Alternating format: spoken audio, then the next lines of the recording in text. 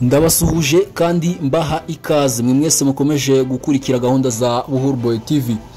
Uyu munsi tugiye kurebera hamwe ingaruka zo kuba wenyine, zo kwibana mu nzu. No kuvuga ngo no bushakashatsi bwakozwe tugiye kurebera hamwe. Kuba mu nzu wenyine, ubushakashatsi bwagaragaje ko byongera agahinda gakabije ku kigero cya 42%. Ubushakashatsi bugaragaza ko kuba mu nzu wenyine bigukururira ibyago byo kwibasirwa n'indwara zo mu mutwe, ukagira n'agahinda gakabije kiyongera ku kigero cya 42% ugereranije n'agahinda ushobora kugira mu gihe waba uramutse ubana n'abandi bantu. Ikinyamakuru bita Psychology Today cyanditse ko umushakashatsi w'umushinwa witwa Hu n'itsinda yarayoboye bagaragaje ko zimwe mu mpamvu zituma abantu bahitamo kuba bonyine harimo kugira uburwayi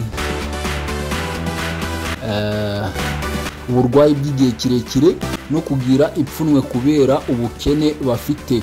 Ubwakorewe mu gihugu cya Taiwan hari mu mwaka w'ibihumbi 2008, bugakorerwa mu duce 29, bwagaragaje ko kuba mu nzu wenyine bigira ingaruka zigiye zitandukanye ku buzima bw'abantu benshi mu basubije ibibazo babajije basanganwe ibibazo by'ubuzima bwo mu mutwe ukurikije ababajijwe batabaga bonyine. Ubushakashatsi bwakozwe hifashishijwe kubaza abantu ibibazo bigaruka ku myaka bari bafite, amakuru ku kunywa inzoga n'itabi, niba bubatse cyangwa ari ingaragu, niba bakora imyitozo ngororamubiri, amashuri bize ndetse n'amakuru ku buzima bwabo bwahahise. Abakoreweho ubushakashatsi kandi bakorewe ibizamini bitandukanye by'imibiri yabo, birimo no kubapima amaraso. Ibyiciro by'abibasiriwe n'ibibazo by'agahinda gakabije ndetse n'indwara zo mu mutwe ni icyiciro kirimo ababaga bonyine ariko barigeze gushaka, nyuma bagahana gatanye n'abo bashakanye cyangwa se bakaza gupfakara. Gupfakara ni Ikinyarwanda, ntimubyumve nabi, no gupfusha uwo washatse.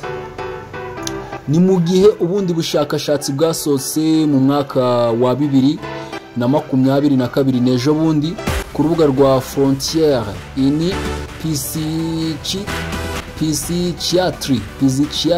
Psychiatry bugaragaza ko uko iminsi ishira indi gataha hakomeza kubaho ubwiyongere bw'abantu bahitamo kuba bonyine kuruta kubana n'abandi.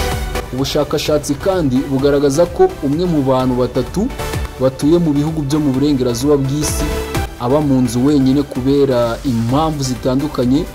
Haba harimo kuba akiri ingaragu, kuba yaratandukanye n'uwo bashakanye, gupfakara ndetse n'izindi mpamvu zigiye zitandukanye.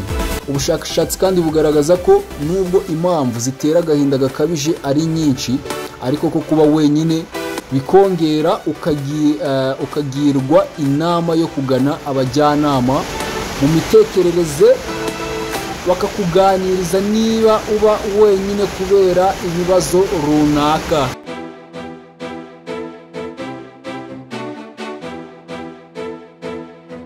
Nukubagana bakagufasha. Reka dusoreze ahangaha.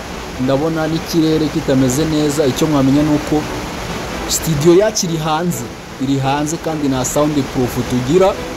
Muba mugomba kubyihanganira gusa uko ibihe bizagenda biza ibindi bigataha tuzagenda duhindura. Gusa wowe icyo usabwa no kujya muri comment aho ngaho hasi ukandika ukavuga uti muzankorera ikiganiro kimeze gutya na gutya, kandi wanatugira n'inama ntabwo turi Imana. Watugira n'inama ntabwo ibintu byose twabikora neza nk'uko byakagombye gukorwa. Gusa nyine uramutse tugiriye inama waba uduteye inkunga ikomeye cyane. Ni ukujya aho ngaho hasi muri comment ugashyiramo igitekerezo cyawe, waba wifuza ko hari n'ibindi bintu twazagutegurira ubutaha nabyo tukabitegura. So ndabashimiye cyane, njye nari Olivier Harerimana, reka twongere duhure mu biganiro byacu by'ubutaha. Ndabakunda cyane, asante sana.